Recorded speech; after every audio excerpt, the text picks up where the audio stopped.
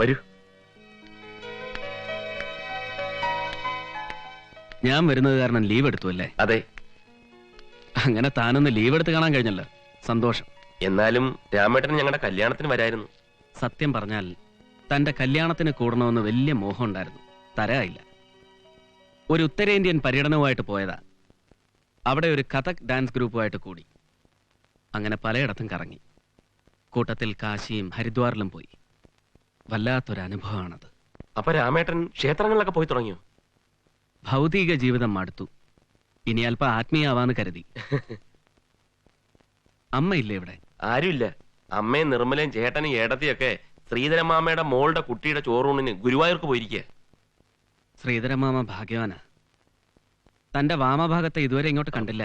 ഇപ്പൊ വിളിക്കാം. ഉണ്ണി, ഇതാണ് എന്റെ ഭാര്യ ഉണ്ണിമായ. ഞാൻ പറയാറില്ലേ, ആ രാമേട്ടനായത്.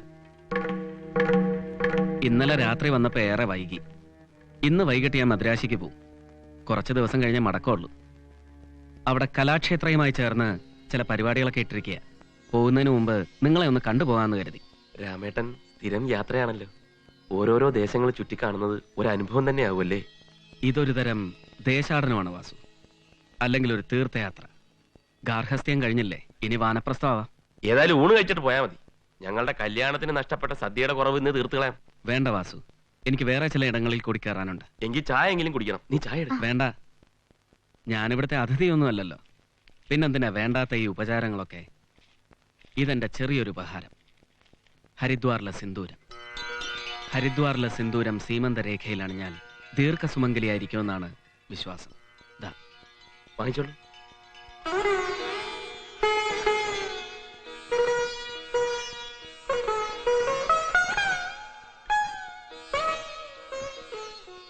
നിങ്ങൾ രണ്ടാളും കൂടി വീട്ടിൽ വരണം. സന്തോഷം. ഉടനെ അല്ല, ഞാൻ മടങ്ങി വന്നിട്ട്. എന്റെ പോക്കും വരവൊക്കെ തനിക്കറിയാലോ. ചിലപ്പോ നിങ്ങൾ രണ്ടാൾ മാത്രമായിരിക്കില്ല, മൂന്നാമതൊരാൾ കൂടി. ഓ, വരട്ടെ.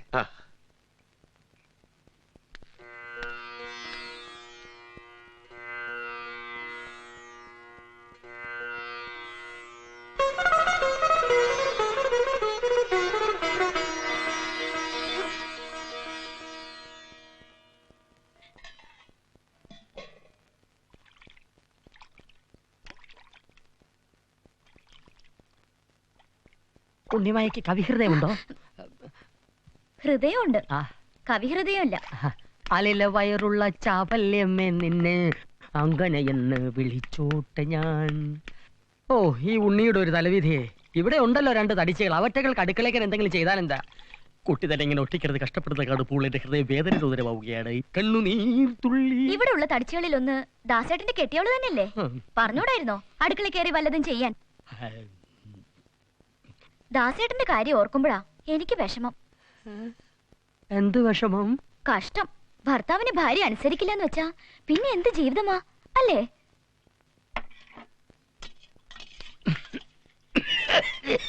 അയ്യോ, ഈ ചുമ എപ്പോഴും ഉണ്ടോ? അങ്ങനൊന്നുമില്ല, ബീഡി വലിക്കുമ്പോ ചുമയ്ക്കും, അത്രേ ഉള്ളൂ.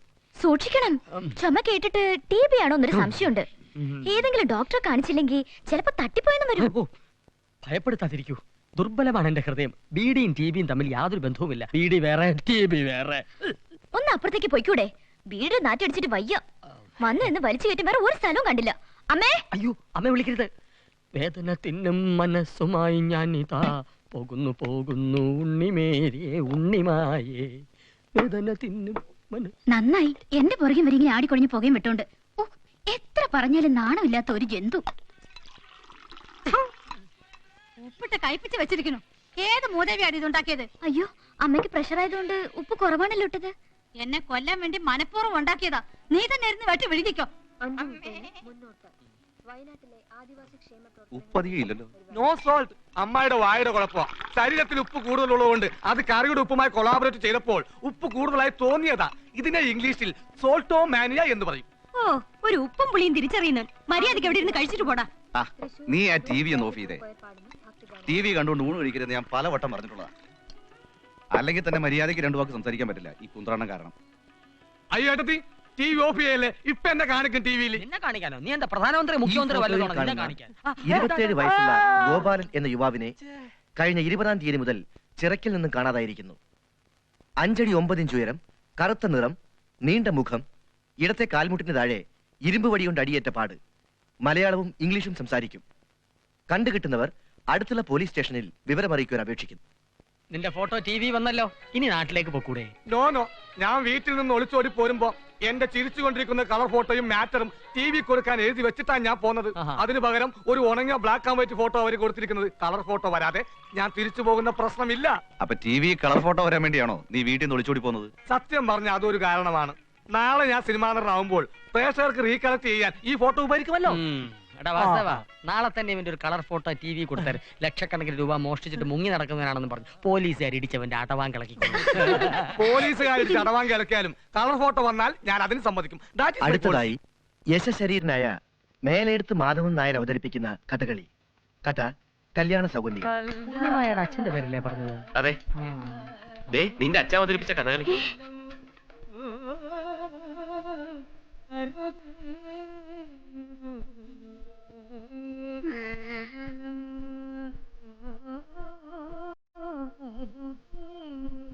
ഇതെപ്പോ എടുത്ത? മരിക്കുന്നതിന് മുമ്പ് ദൂരദർശൻ അവതരിപ്പിച്ച പരിപാടിയാ. മാധവൻ നായരുടെ ഭീമൻ പണ്ടേ ബഹുവിശേഷമാണ്. എന്താ അതിന്റെ ഒരു രൗദ്രഭാവം?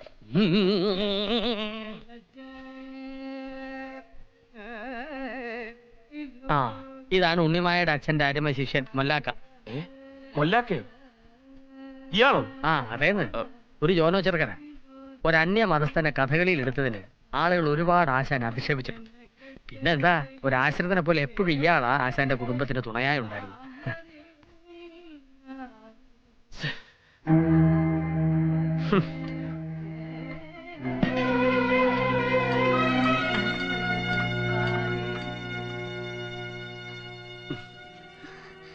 വാസോട്ടൻ എന്താ ഊണ് പകുതിയാക്കിട്ട് പോന്നത്? നന്നായിട്ട് നിറഞ്ഞു വയറ്. എന്ത് വാസോട്ട ഇത്? ഞാൻ എന്ത് തെറ്റാ ചെയ്തത്? ആകെ കൂടി വീട്ടിൽ എന്നെ സ്നേഹിക്കാൻ വാസോട്ടൻ മാത്രമേ ഉള്ളൂ. ആ വാസോട്ടൻ കൂടെ എങ്ങനെ പെരുമാറിയ? മൊല്ലാക്കാന്ന് കേട്ടപ്പോ ഒരു വയസ്സൻ കാക്കയാണെന്നാ ഞാൻ കരുതിയിരുന്നത്. കാണാൻ കൊള്ളാവുന്ന ഒരു ചെറുപ്പക്കാരനായിരുന്നു ബാലേക്ക് നിന്റെ കൂടെ തുണ വന്നിരുന്നെന്ന് അറിഞ്ഞാൽ എനിക്ക് സഹിക്കൂ? അതാണോ കാര്യം? മൊല്ലാക്ക ഒരു ചെറുപ്പക്കാരനായി പോയത് എന്റെ തെറ്റാണോ? അച്ഛൻ കിടപ്പിലായപ്പോ സഹായത്തിനുണ്ടായിരുന്നത് ആമിനുമ്മയും അവരുടെ മകൻ മൊല്ലാക്കിയുമായിരുന്നു. അയാൾക്ക് ഞാനും ശ്രീകുട്ടിയും സ്വന്തം പെങ്ങന്മാരെ പോലെ. സത്യവും ഞാൻ പറഞ്ഞത്. എന്ത് ഞാൻ സഹിക്കും. പക്ഷെ വാസുവേട്ടൻ എന്നെ സംശയിച്ച എനിക്ക് താങ്ങാനാവില്ല. ആര് പറഞ്ഞു നിന്നെ സംശയിച്ചെന്ന്? ഞാൻ ചുമ്മാ ചോദിച്ചെന്നല്ലേ ഉള്ളൂ. വാ എഴുന്നേറ്റേ, വല്ലാത്ത വിശപ്പ്. വാ നമുക്ക് എന്തെങ്കിലും കഴിക്കാം. വാ. ഇനി ഞാനൊരു ഉള്ളവരാ. അല്ല, രണ്ടും കൂടി ഉണ്ണാപ്പിള്ള കളിക്കുന്നോ? പാതിരാത്രി ഉരുള ഉരുട്ടി വായ വെച്ചു കൊടുക്കാനും കൊഞ്ചിക്കാനും വേണ്ടിയായിരുന്നു ഊണ് കഴിക്കാതെ എഴുന്നേറ്റ് പോയത്. ഇവിടെ ഇതിനു മുമ്പ് പലരും കല്യാണം കഴിച്ച് വന്നിട്ടുണ്ട്. ഇങ്ങനെ നേരം കാലം നോക്കാതെ. കണ്ടില്ലേ തിന്ന പാത്രങ്ങൾ കിടക്കുന്നത്? ഈ പാത്രങ്ങൾ കഴിവെക്കുന്നത് തന്തവരോട് മിണ്ടരുത്. ഒരു പെങ്കോന്തം നടക്കുന്നു. എഴുന്നേറ്റ് പോടാ. ലോകത്താരും ചെയ്യാത്ത കാര്യമാണോ ഞങ്ങൾ ചെയ്തത്? ഭാര്യയും ഭർത്താവും കൂടി ഊണ് കഴിക്കുമ്പോൾ ഭാര്യ ഒരു ഉരുള ഭർത്താവിന്റെ വായി വെച്ചു കൊടുത്താൽ ആകാശം ഒന്നും ഇടിഞ്ഞു വീഴത്തില്ല. ഇതിലും വലുത് ഇവിടെ നടന്നിട്ട് അതൊന്നും കാണാൻ ഇവിടെ കണ്ണില്ല. അതെങ്ങനെയാ? സ്വന്തം മോളല്ലേ, എന്നെ കൊണ്ടൊന്നും പറയിപ്പിക്കരുത്. നീ എന്താ കഥകളി കാണുന്നോ? അമ്മ എന്തെങ്കിലും പറഞ്ഞു എന്ന് വെച്ച് താനിങ്ങനെ കരയാൻ തുടങ്ങിയാലോ? അമ്മയ്ക്ക് ഇതുപോലെ ഉരുള ഉരുട്ടി കൊടുക്കാൻ ആരും ഇല്ലാത്തതിന്റെ കുശുമ്പാ. താനൊരു ഉരുള ഇഞ്ഞേ.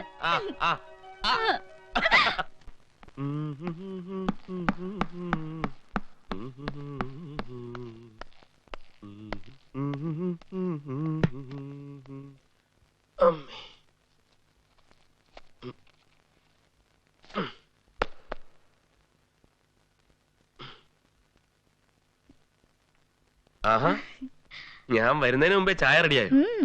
വാസോട്ടൻ ഓഫീസിൽ നിന്ന് വരുമ്പോ തന്നെ ചായ മുന്നിലുണ്ടാണെന്നല്ലേ പറഞ്ഞിരുന്നേ? അത് ശരിയാ. അയ്യോ, ചായക്ക് എന്ത് മധുരമാ. നീ എന്നെ ഉടനെ ഒരു ഷുഗർ പേഷ്യന്റ് ആക്കാൻ പോവാണോ? ഇന്ന് മധുരം അധികം കഴിക്കേണ്ട ദിവസമാ, അതുകൊണ്ട് അറിഞ്ഞു തന്നെ ഇട്ടതാ ഞാൻ. എന്താ വിശേഷം? ഇന്ന് നമ്മുടെ ജീവിതത്തിലെ ഏറ്റവും വിലപ്പെട്ട ദിവസമാ. വിലപ്പെട്ട ദിവസം? അതെ, വാസുവേട്ടൻ ഒരച്ഛനാകാൻ പോവാ. നേരോ?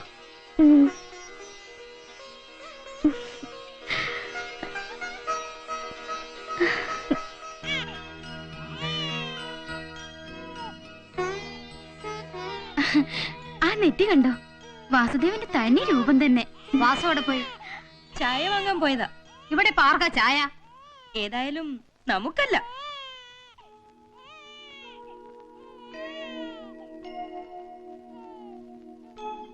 എടാ അപ്പു, ഏ? നീ കണക്ക് വല്ലോ നോക്കിയോ? എന്ത് കണക്ക്? ഹ, എടാ മണ്ട, വാസുദേവന്റെ കല്യാണം കഴിഞ്ഞിട്ട് ഇത് 9-ാം മാസാ. ചിങ്ങം 4-നായിരുന്നല്ലേ അവന്റെ കല്യാണം. ചിങ്ങം തൊട്ട് ഇന്നേക്ക് ഇടവ് 9 വരെ 9 മാസം 2 ദിവസമല്ലേ ആയുള്ളൂ. നീ ഒന്ന് കൂട്ടി നോക്കിക്കേ. ഈ പറഞ്ഞ ശരിയാണല്ലോ. തൊലി വെളുത്ത പെണ്ണിനെ കെട്ടാൻ നടന്ന ഇങ്ങനെയൊക്കെ ഉണ്ടാവും. ആരെങ്കിലും പറഞ്ഞ ഈ കുടുംബത്തിൽ എന്ത് നാണക്കേടാ. അതെന്താ 9-ാം മാസം പെണ്ണുങ്ങൾ ആരും പ്രസവിക്കാറില്ലേ? പ്രസവിക്കും, പക്ഷേ കൊച്ചിന്റെ തന്ത വേറെ ആരെങ്കിലും ആയിരിക്കുന്നേ ഉള്ളൂ. ആ ചോര കുഞ്ഞിന്റെ മുഖത്ത് നോക്കി പിതൃത്വം നിശ്ചയിക്കാൻ നീ ആരാടി? അച്ഛന്റെയോ അച്ഛന്റെ അച്ഛന്റെയോ അമ്മയുടെയോ അമ്മുമ്മയുടെയോ അമ്മാവന്റെയോ ഒക്കെ ചായ ഉണ്ടാവും. മാത്രമല്ല, നീ വിചാരിക്കുന്ന പോലെ 10 മാസം തികഞ്ഞുകൊണ്ട് മാത്രമല്ല പെണ്ണുങ്ങൾ പ്രസവിക്കുന്നത്. 9 മാസമായാലും പൂർണ്ണ വളർച്ചയെത്തിയ കുഞ്ഞുങ്ങളുണ്ടാവും. ഒരു സംശയം പറഞ്ഞെന്ന് വെച്ച് അപ്പോട്ടിന് എന്തിനാ എന്നോട് ചൂടാവുന്നത്? അമ്മ പറഞ്ഞാൽ അത് മനസ്സിലാക്കാം. വയസ്സായി, ബുദ്ധിസ്ഥിരത കുറഞ്ഞുകൊണ്ടാണെന്ന് കരുതി ക്ഷമിക്കാം. കല്യാണം കഴിഞ്ഞ് പ്രസവിക്കാൻ കൂടി ഭാഗ്യമില്ലാത്ത നീ ഇല്ലാത്ത വർഷത്തിലെല്ലാം പറഞ്ഞൊരു പാവം പെണ്ണിനെ കണ്ണീര് കുടിപ്പിക്കരുത്. വാസുവിനാണെങ്കിൽ എന്തെങ്കിലും കേട്ടാ മതി. ഇനി ഇതുകൂടെ പറഞ്ഞ് അവന്റെ മനസ്സമാധാനം കളയണ്ട.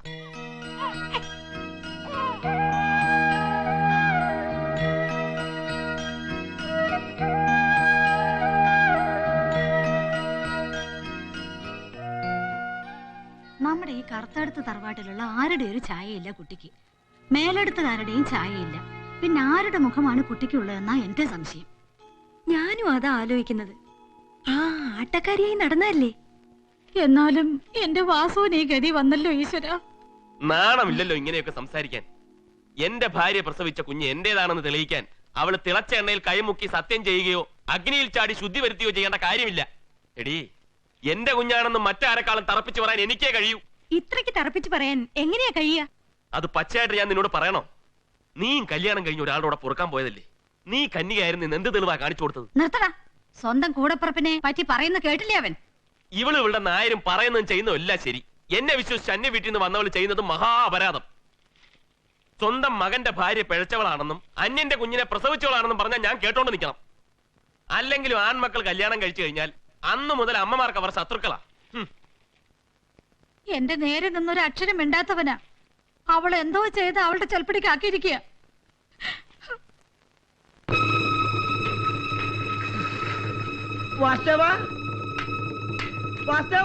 എന്താ എന്താ കിട്ടണേ മാവ? സാവിത്രിയേട്ടത്തി ചോര എർത്തിച്ചു. ആശുപത്രിയിലാ.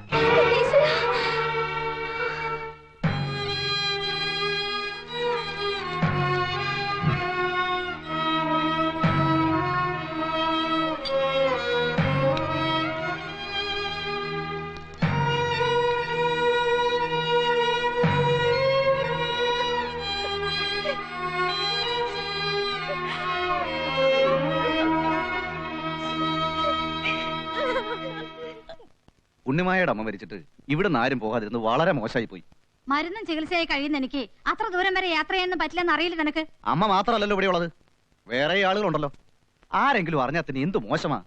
അത്രയ്ക്ക് സങ്കടമായിരുന്നെങ്കിൽ ചേട്ടൻ അങ്ങ് പോയിരുന്നില്ലേ? ഞങ്ങൾ ഇവിടെ ഉണ്ടായിരുന്ന തീർച്ചയായിട്ടും പോകുമായിരുന്നു. അപ്പോട്ടും പറയുന്നത് ശരിയാ. ഉണ്ണിമായുടെ ഭർത്താവിന്റെ വീട്ടിൽ നിന്ന് ആരും വന്നില്ലെന്ന് ചോദിച്ചാ അതിന്റെ കുറച്ചിൽ നമുക്കാ. ആര് പോയാലും പോയത് പോയി. ഓസറ വിത്തിന്റെ ജന്മത്തിന് ശേഷമാ ഇങ്ങനെയൊക്കെ സംഭവിച്ചത്. ഒരസുഖവും ഇല്ലാതെ ഓടി നടന്നിരുന്നവരല്ലേ അവര്. ആ രാമൻ കണിയാൻ കവടി നിരത്തി പറഞ്ഞതാ. കണിയാനും കടിയാത്തിയും പറഞ്ഞുകൊണ്ടൊന്നും അല്ല, ആയുസ് തീരുമ്പോ പോകും, അത്രേ ഉള്ളൂ. കുട്ടിയുടെ ജനനം പിതാവിനും മാതൃമാതാവിനും നന്നല്ല എന്നാ അയാള് പറഞ്ഞത്. മരിക്കുന്നതിലൊന്നും എനിക്കൊരു പേടിയില്ല. നിന്റെയും മോളുടെയും കാര്യം ഓർക്കുമ്പോഴാ പച്ചയ്ക്ക് കടിച്ചു കയറാൻ കാത്തിരിക്കുക എല്ലാരും. വാസുവേട്ടന് എന്തെങ്കിലും സംഭവിച്ച പിന്നെ ഞാൻ ജീവനോടുണ്ടാവില്ല. നീ വ്രതവും പ്രാർത്ഥനയൊക്കെ നടത്തുന്നു പറഞ്ഞിട്ട് പിന്നെന്തിനാ കരയുന്നത്? മാത്രമല്ല, അമ്മയുടെ നിർബന്ധം കൊണ്ട് ദാ ഏലസും കിട്ടിയിട്ടുണ്ട്. ശ്രീകുട്ടിയെ തനിച്ചിവിടെ ആക്കിയിട്ട് പോകുന്നത് നമുക്ക് ആലോചിക്കാം. തൽക്കാലം നീ കിടന്നുറങ്ങാൻ നോക്ക്. ഓ ഓ ഓ